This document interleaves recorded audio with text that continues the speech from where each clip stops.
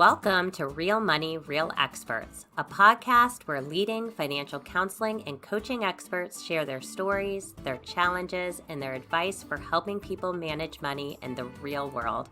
I'm your host, Rachel DeLeon, Executive Director of the Association for Financial Counseling and Planning Education, or AFCPE. And I'm your co-host, Dr. Mary Bell Carlson, an accredited financial counselor, or AFC, and the president of Financial Behavior Keynote Group. Every episode, we're taking a deep dive in the topics that personal finance professionals care about, helping clients, building community, and your professional growth. Andy Hill is the award-winning family finance coach behind Marriage, Kids, and Money, a platform dedicated to helping young families build wealth and happiness. Andy's advice and personal finance experience have been featured in major media outlets like CNBC, Forbes, MarketWatch, Kiplinger's Personal Finance, and NBC News. With millions of podcast downloads and video views, Andy's message of family financial empowerment has resonated with listeners, readers, and viewers across the world. When he's not talking money, Andy enjoys being a soccer dad, singing karaoke with his wife, and watching Marvel movies. Welcome, Andy, to the show.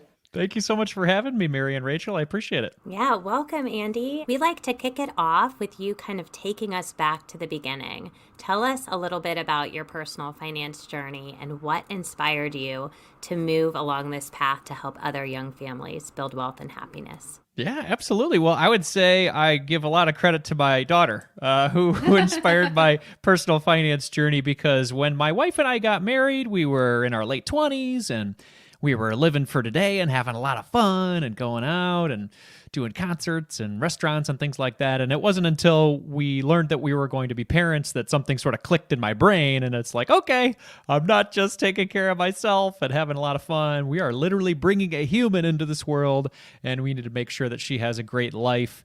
And for me, that was finances for some reason. I think I enjoyed talking about money. I think I liked planning about money, but I never, in the previous few years, I really was just like spending all of it that came in. I was making maybe like, $60,000. And then when I got married to my wife, it automatically doubled, and we had double the amount of money. And so it was so much more money to have fun. And we lost ourselves in the romance of the first portion of our relationship, which was great. No regrets at all. It was fantastic. But with that knowledge of, okay, well, I used to be fine living on the 60 by myself. And then when Nicole came in, we're using all of it. What if we just sort of saved one of our incomes and then just did some incredibly cool things to help our daughter just have a great life, a better life than we had, and just kind of build this family tree for generations to come. So that was sort of the start of our personal finance journey together as a couple. And then we did some pretty cool things over the next 10, 12 years to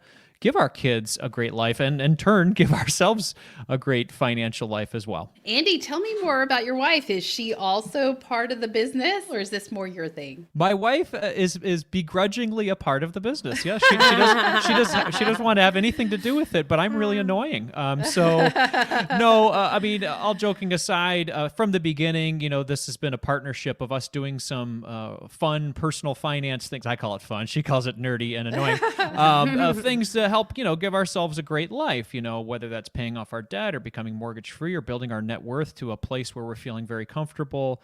And along the journey, as I've turned this from, hobby and way to build wealth for my family turned into a side hustle, turned into a full-time business, I've, talked to my wife along the whole way. Hey, wouldn't it be cool if we did some of this stuff together? Maybe we could do podcasts together. No, Andy, leave me alone. I am not interested in that boring stuff that you've got going on. But honestly, she's been so kind along the way. And every once in a while, she'll join the show. And for periods of time during the pandemic, we would do a podcast together. So she's fantastic and is a good yin to my yang of nerdy moneyness. And she's my opposite of, hey, man, let's also live for today and enjoy life too, which is just a great balance when it comes to being in a marriage. Yeah, I can second that. It always takes the other opposite side to make it all balanced. That's funny.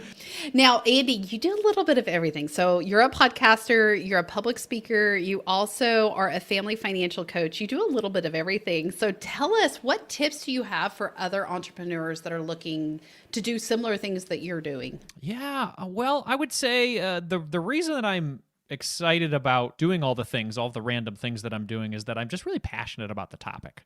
I think personally, I have a lot of interest in learning more about family finance and helping people along the way. So that general interest in a desire to continue to learn, as well as a desire to help people, is really what drives me, because it can be tiring to do all these different things that I'm doing. I mean, you named 3 things. I probably have 7 other things that I try to do and either do well at or fail at. But I think that my general interest in those areas of learning more and helping people is what keeps me moving forward. So I guess advice for others out there: if you're going to be going down the path of coaching or helping people or in any capacity, make sure you really care about the topic, because you're going to be doing a lot of it.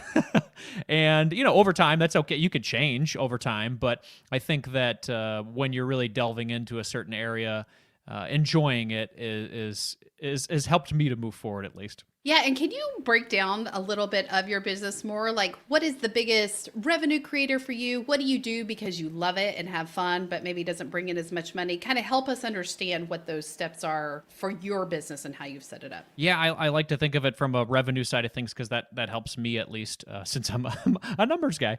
I would say at this point in time, I would say maybe 60% of my revenue comes in from freelance work, whether that is freelance video creation, freelance writing, like you said, speaking, things like that, things that are contract for other people's businesses or other people's websites. And the other 40% is coaching. It is creating content on my site, and then in turn selling advertising, sponsorships, affiliate marketing, that sort of way. So I would say I'm probably 60-40 in content creation for other people, and then 40% in coaching and content creation on my platforms. And what I hear you saying on that too is a lot of it is content creation. Yes. That is really, so I know a lot of people that are interested in like, hey, I want to do this or I want to do that. But if on the influence side, it's content. And if you don't have content, there's not much there. Is that correct? Absolutely. It is. It's a marketing medium, of course, to draw people into my coaching services, which is probably, 10% of my revenue, but it also can be an outlet for coaching, so you're still coaching by creating content that's helpful to people, that in turn, if there's a way to make advertising dollars off of that, or sponsorship dollars, or promote a product or service that you truly believe in or use or trust, or just like their mission, in the form of sponsorships or affiliates. So I see that as a form of coaching as well, just in a different fashion. Andy, when you started out and this was a side hustle or a little bit of a passion project, were there people in the field that really supported you, or that you learned how to build this more into a full-time business?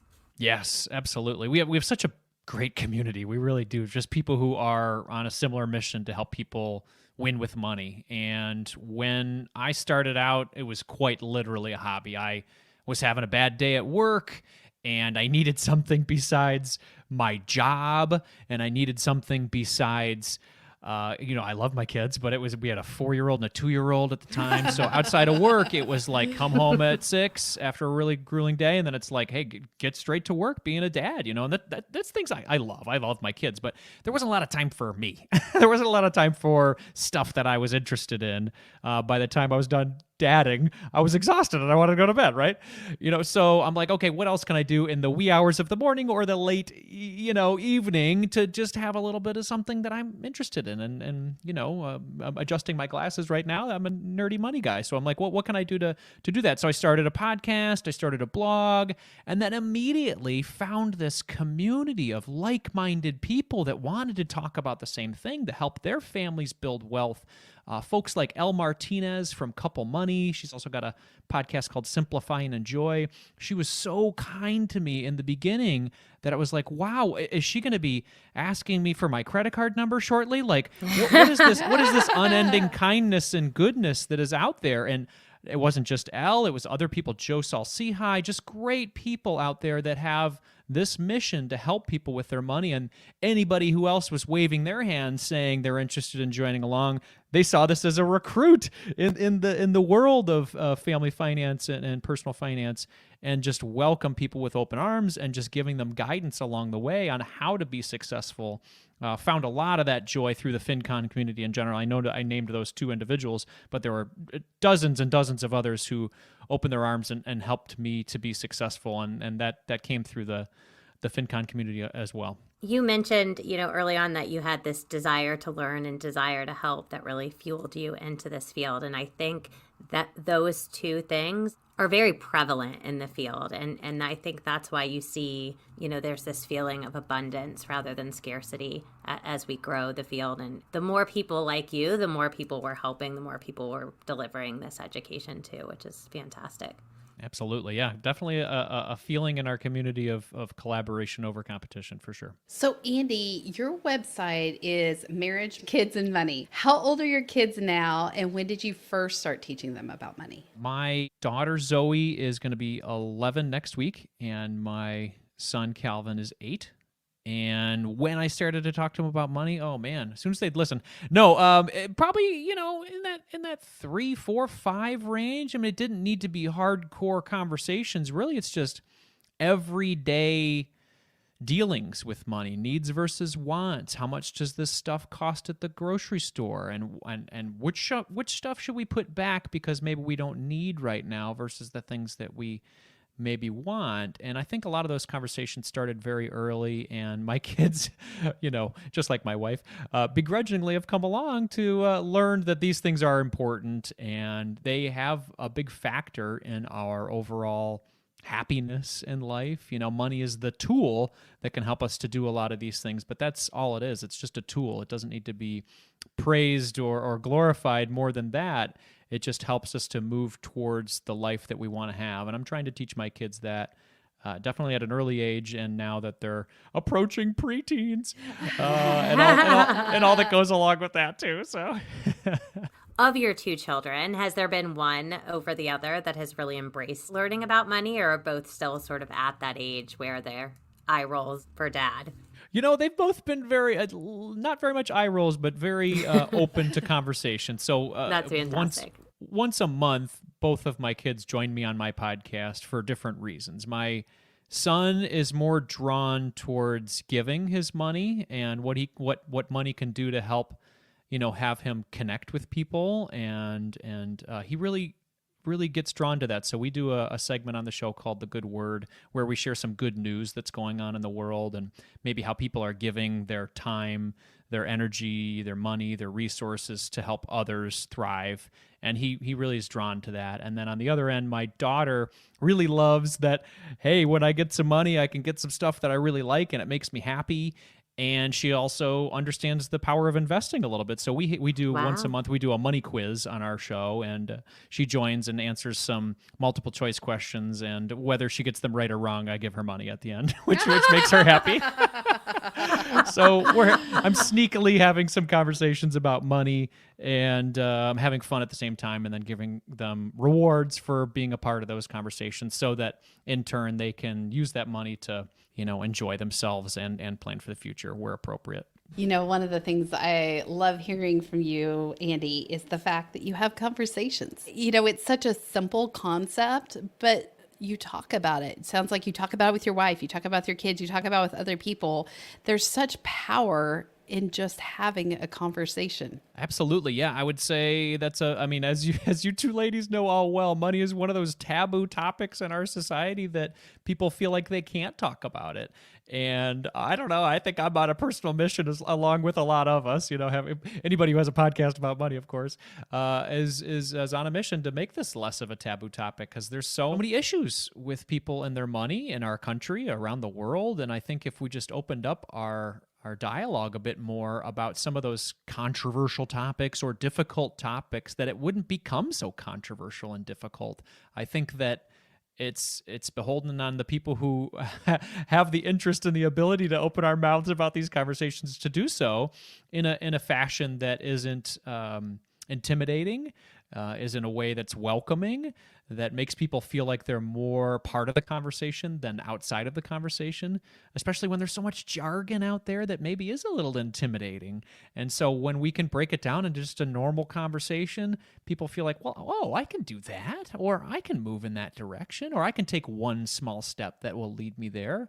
I think that is it's an opportunity, and it's sort of with great power comes that responsibility, right? We've got these megaphones, we've got these platforms for us to speak through. I think that is our opportunity to give back in the ways that we've been given. Let's talk about jargon for a minute, because you're a part of a movement called Coast Fire. Those that aren't familiar with this term, can you explain what this is and how you got involved? Sure. Talk about jargon, right?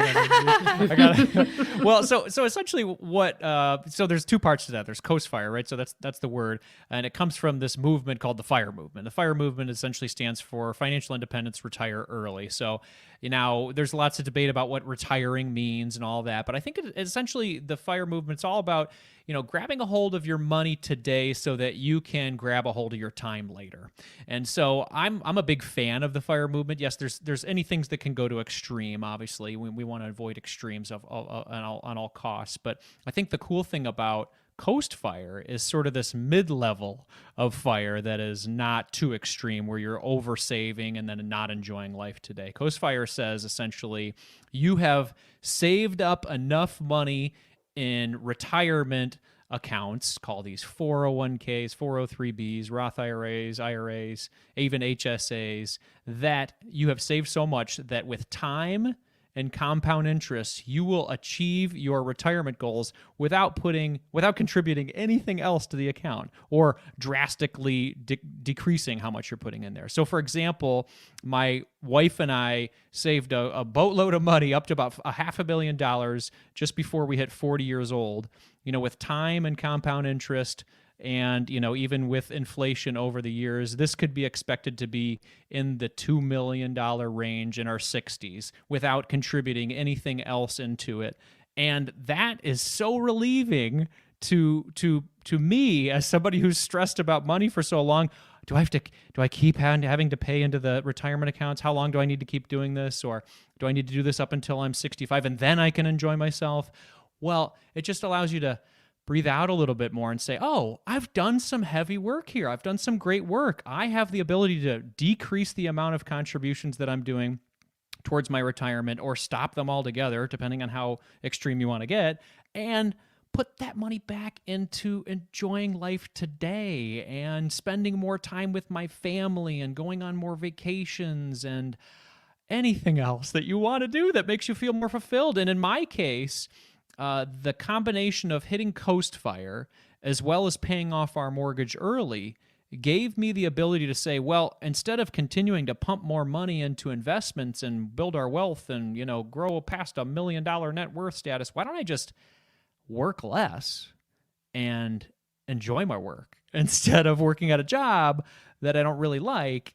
And I can take a chance on something that could be really great. And that's what we did. So with the combination of mortgage freedom and Coast Fire, I left my corporate event marketing job in 2020, and I've been doing my content production, money coaching lifestyle for the past 2-3 years now. And yeah, my income is cut in half big time. But you know what? We were saving so much.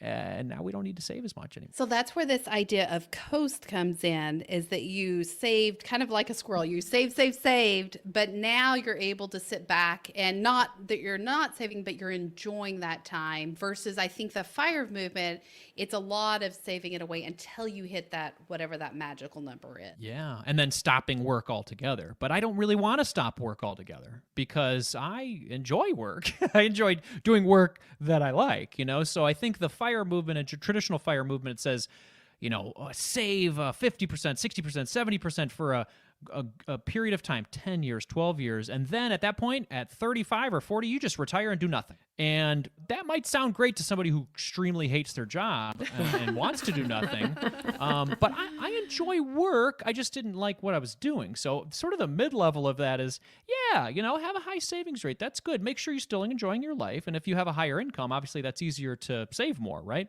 But if you get to a point where you are able to dial that back from 50% savings to 20% to whatever, 5%, depending on how far along you are, or 0%, you can choose to change your career and do something that you like that maybe pays you less.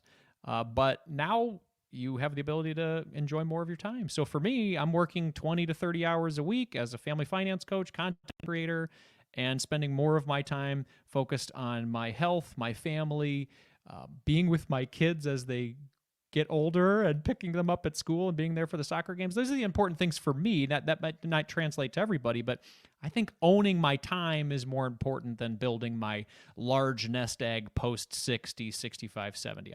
We just got to that point in our lives where that wasn't as important.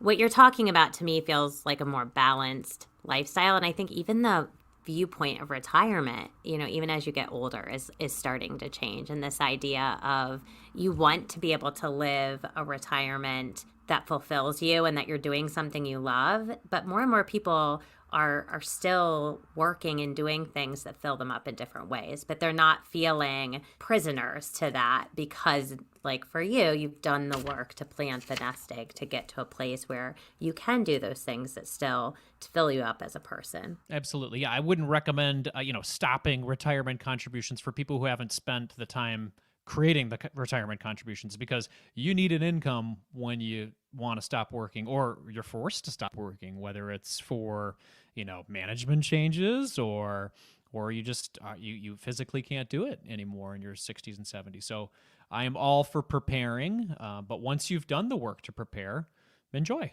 Andy, at the end of all of our interviews, we always ask our guests to share their 2 cents. If you had one piece of advice to leave with our listeners, what would it be? I would say, a lot of the conversations that we have in the personal finance community are very numbers focused. And I know that I fall into that category a lot because I love talking about debt freedom, mortgage freedom, net worth growth, Coast Fire, things like that. They're all numbers focused. But I think we need to make sure that they are focused around a why or a reason that you're actually doing them. Otherwise, you might get to those destinations of debt freedom, mortgage freedom, Coast Fire, whatever it is, ends up being, and then look back and say, whoa, I thought I would be a lot happier than I am right now. Or why did I do this? Or maybe you're on the journey to getting to those big numbers focused destinations and you're losing motivation because you don't have that big why. Why am I working so hard to do this? What is that going to do for my life? How is that going to help me become happier, healthier, or just being the person I want to be? So I think it's important for us to do that pre-thinking before we take that action to say, why am I doing this? And it needs to be a big why to keep moving you forward, because it's going to be a lot of work to do those big goals. So make sure you've got a reason for it. Make sure you're saving for a reason. Make sure you're investing for a reason.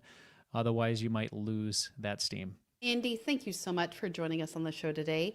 Can you tell our listeners where they can connect with you? Absolutely, yeah. If you're listening to this great podcast, an easy way to connect with me is to type in Marriage, Kids, and Money in your favorite podcast player, and you can check out my show. I have a weekly show where I interview really smart people who are trying to build family financial independence for their families, and then I also share advice on what's happened in our journey. So yeah, check it out, Marriage, Kids, and Money. And we'll make sure and put several of these links in the show notes as well. Awesome. Thank you so much for having me today. Rachel, it was a pleasure to have Andy on. I love listening to someone with passion and interest in personal finance. And you can hear it in his voice, how excited he gets about nerding out, as he said, on finances. So I think he goes well in our crowd too. We all like talking about that. The other thing that's very apparent to me is how much he likes working with people. He's a natural conversationalist, and it's just fun to talk to him. One of the things that really resonated, I think, in this interview more than any of the others was conversation. He's a good conversationalist and someone that you want to talk with. And he very much pulled down any barriers that lay between anyone and money. It's something that I think is a unique skill to learn, is to be able to have conversations about difficult things. And I feel like everything starts with a conversation, right? For you to make your next business deal, it's a conversation. For you to talk about finances with your family, it's a conversation. For you to teach your kids, it's a conversation. So I think that there's a lot to learn from Andy on just making it very natural and easy and commonplace, just to have a conversation, even when they're hard conversations to have, make it enjoyable and still take something away from it. I mean, I love how the fact that he even has his kids, right? He interviews his kids and talks to his kids about money. It's a great example that you don't have to be a certain age, stage of life or anything to have these conversations, that just talking about it is influencing them and teaching them. And that's a great way to think about life and really to affect change. Mary, that really resonated with me as well. The idea of breaking down the stigma around money and just incorporating those conversations in everyday life, and really knowing who it is you're talking to, even at his kids level. The way he, with his son, he knows that he's drawn to giving money to others, and so he sets up those conversations around money a little differently, whereas his daughter